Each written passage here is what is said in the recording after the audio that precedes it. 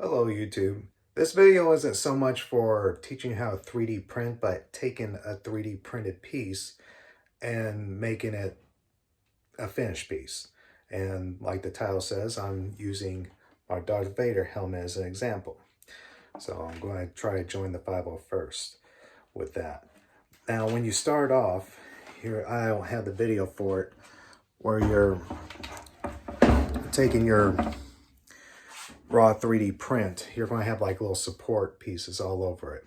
You use a little model kit scissors like this to get rid of that. So we'll get straight into sanding, and I'll show you how to make it just as nice as the helmet you just saw.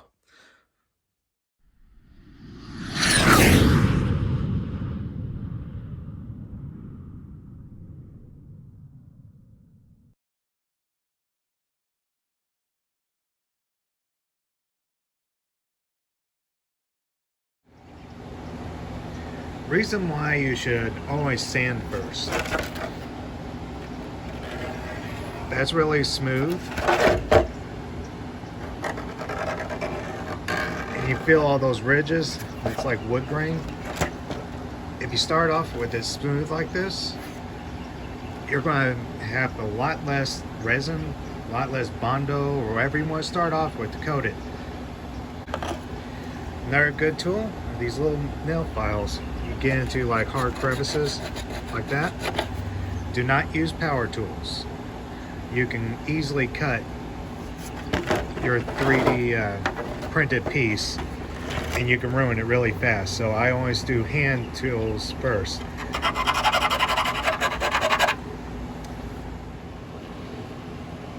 You can take your sandpaper, get a little wet, and see your progress by sanding really hard, and you can see how smooth it is. You're still going to have to do an alcohol wash and do other grains of sandpaper to get a nice smooth finish. And anything that's like really rough afterwards, that's where you put your putty. So you don't have to put putty everywhere, or in some cases resin, depends on what you're using. Anyways, multiple grains. This is 80. I'm going to work my way up to 1,000, and that should almost give me like a mirror-like shine on just sanding alone. And then we'll get the putty on some of these rougher bits, like right here in the eyes, that I just can't sand no matter how hard I try. Okay, I got about as far as I can go with the sanding, multiple grits. Just I cannot sand away, obviously, imperfections. So you can use resin. I'm going to use glazing spot putty. Make sure you wear gloves. So as you can see, you can smooth out your layers, and it'll take probably a few tries to get this just nice and clean, where you put all your putty on, sand off your excess because it will clump up in some spots. You can use a little acetone to thin down your edges, but don't do too much, or you just kind of wasting your time undoing your work. But yeah, you might want to coat it all over. It's just like so. And you can use a palette knife. Right now, not really necessary for this particular spot on here, but it'll fill in all those gaps pretty nicely. Sand it with multiple layers, and then we'll move on to any spray finishes. As you can see, it takes on a clay-like texture. You can kind of see some of the blemishes have been filled, but there's still just a few lines as you get close up. That's when you sand it down pretty well. You don't want to use like a rough grit like an 80. You want to get into like a 300. Let it sit. Put another layer of spackle on it. Do it one more time, maybe with an even higher grit, like something above a 500 or 600. And then you might be able to start doing your sanding filler type of spray paint coats. This is my second round of clay. As you can see, I still have lines. It's a process, but in the process of also sanding and whatnot, I have blemish on one of the teeth. I took a piece of Centra in the weak tusk or teeth, whatever it is, and just trace the Centra out. If you don't know what Centra is, it's a PVC pipe type of sheeting.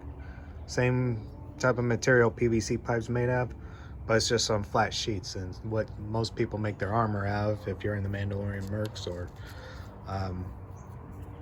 the 501st.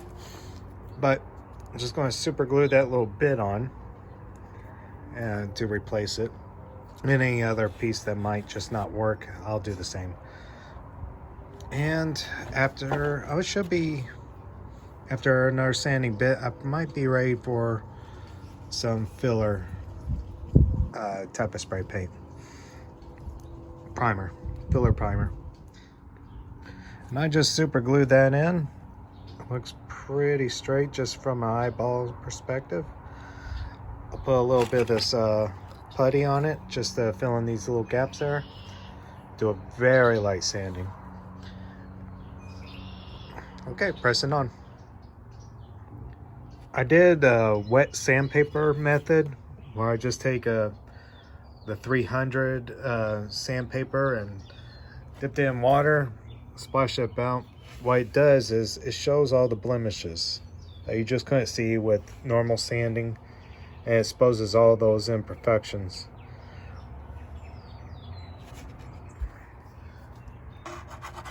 Okay, got all these little touch-ups, and I'm ready for paint and primer. You can see not 100% perfect, but it's pretty nice. One thing on this particular model, ink type of little groove there. I want to make sure it's still visible. Again, those teeth and whatnot. Do a double check. I think I'm good for primer. This is, as you can see, fillable, sandable 2-in-1 primer. Works good on plastics and whatnot. And we're just going to do a light coat. Make sure you keep a good distance from it. You don't want it to glob up. Shake it up for about a minute. And just kind of slightly mist it on. I always like to start from the corners. Going over my mist spots. You want about 2 or 3 coats. Might want to sand it between with a 600 to 1000 grit. Get a nice smooth surface. Let it dry, then put another layer on. Just to show you the difference. All this dry side, just regular sanding, and then putting the paint and primer on. Then this waxy looking side, 500 grit wet sandpaper, just kind of just buff it a little bit, and it gives you a glossy finish. I got a little bit going. You see the light reflecting on everything. Just really beautiful. Again, dry sanding, wet sand. It's just like polishing a stone. Gives you a really nice finish. I highly recommend it.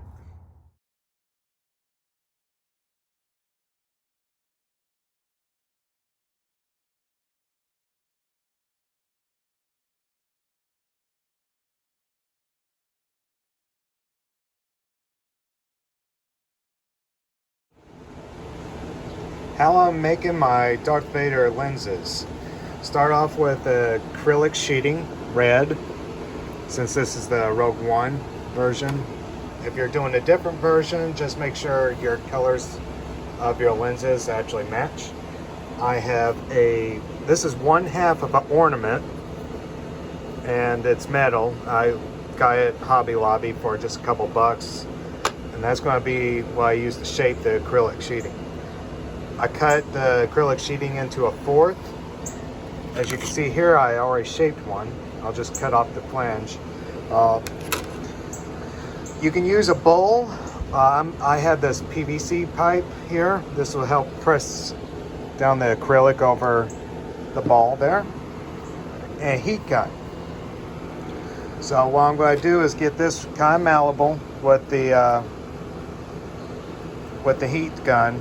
Press on this, and once it's really doughy, just kind of press it down. It'll take probably about 2 or 3 attempts to kind of get that to the proper shape.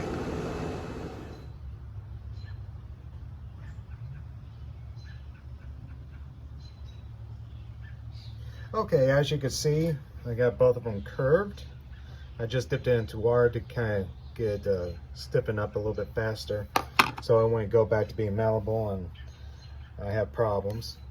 But I'm going to take a Dremel, cut off all the excess. And before you get all psychotic with the cutting, I want to trace a little design here from the eye socket with a little, like I would say about a 1/2 inch extra around it. And that's what I'll cut out on each of these eye sockets, and just one will be in reverse. That's it. I'll cut this out, trace it to one of these, and then I'll get cutting with the Dremel. Okay, that's a rough cut. Let's see if it fits. Let's go see if I can pop it in there. And oh goodness, that's gonna work.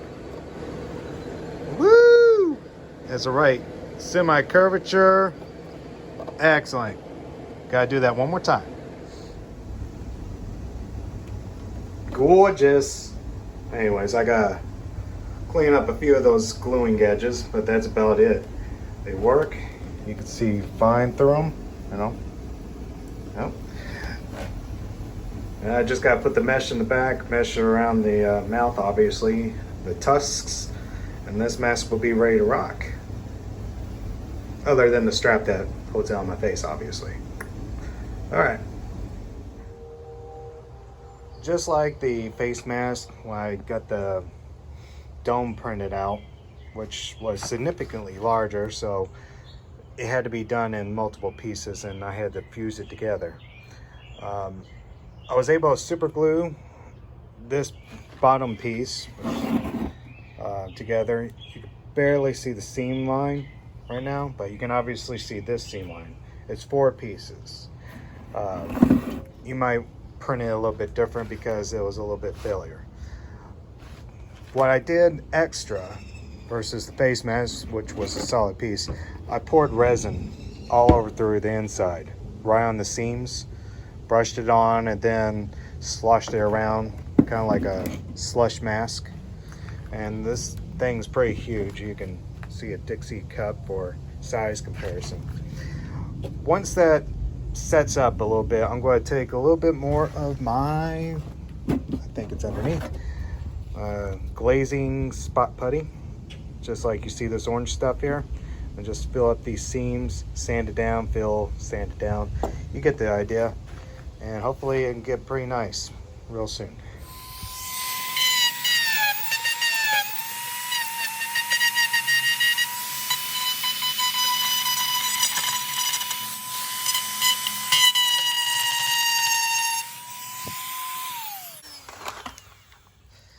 That's how you get those little edges that are sticking out smooth.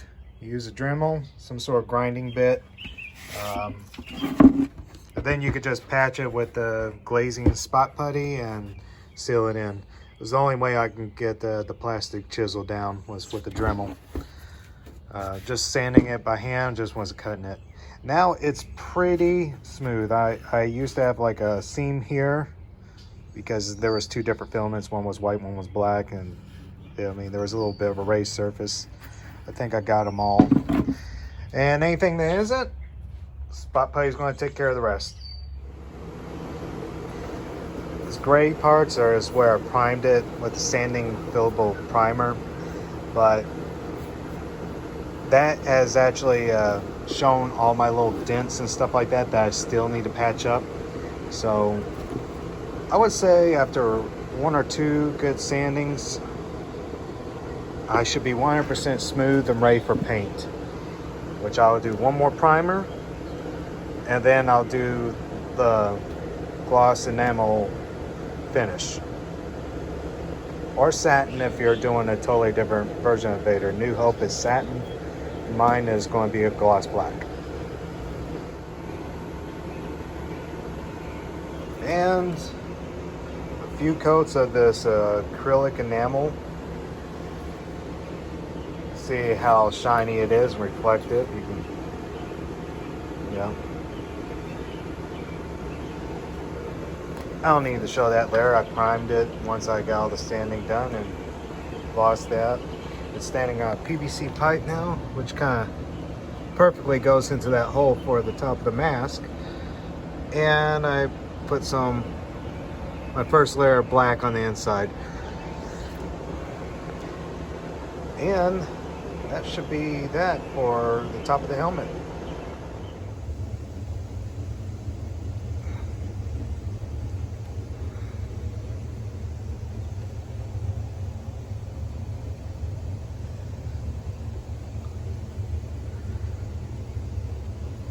No words. I just love the way this turned out. Still need to put the back mesh and the tusk in. I have them. I just got finished with the paint on that dome and I just had to puzzle together.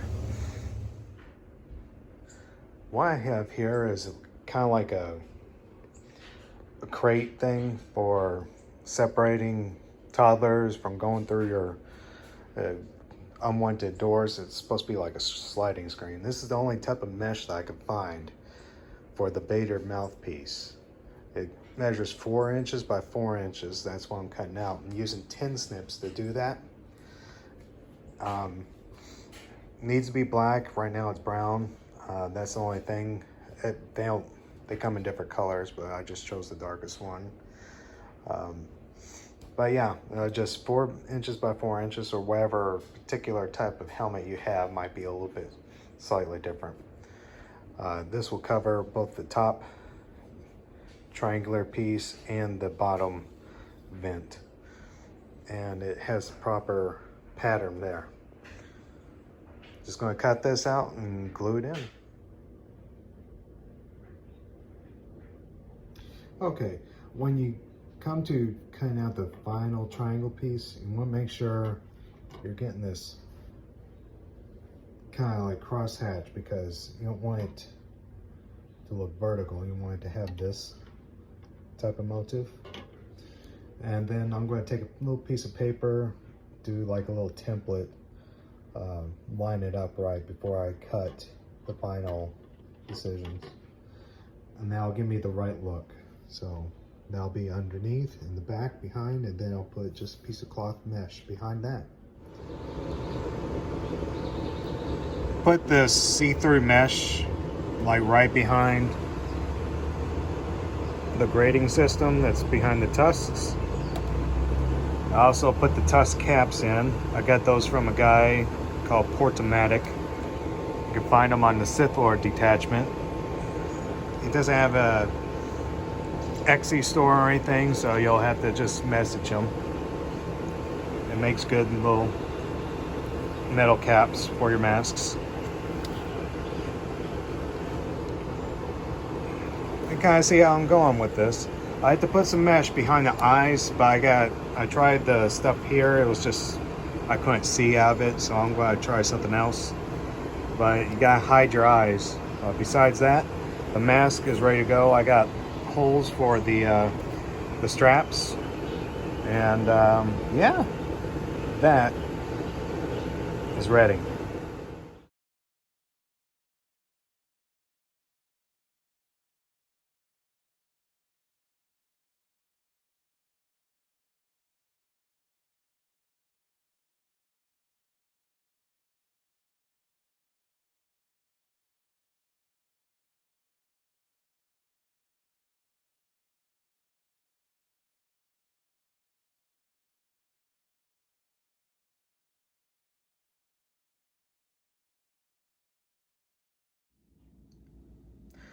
The last few things, I put about 4 layers of EVA foam at the top to give myself some sort of brace.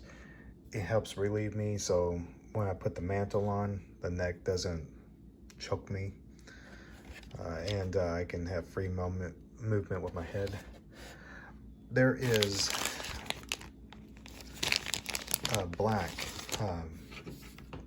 hot glue gun glue sticks, which I used on the inside of the mesh to glue it down, and took some spare EVA foam just around the edges to give myself a little bit more comfort around the eye sockets. As you can see, I just got some nylon and a buckle, and I just glued and bolted this nylon in with a washer, and that's it. That's the last steps. Anything else like fans and stuff like that, that can be extra, but this will work.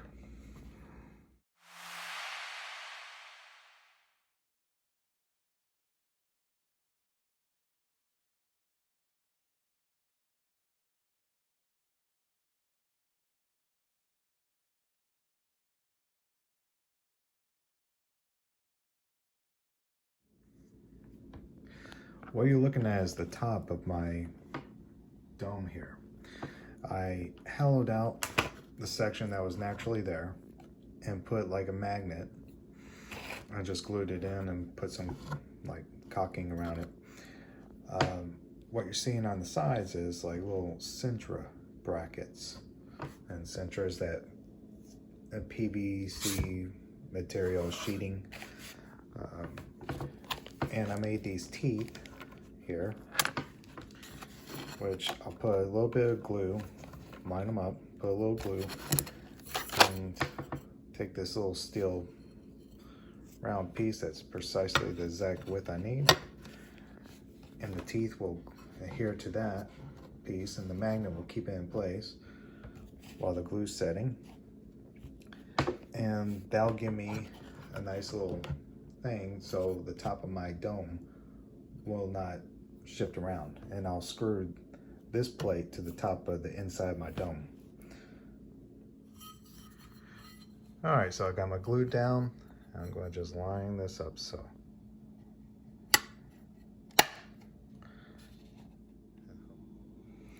So this metal plate works fantastic, but I can't get super glue to work, so I'm going to use some caulking silicone.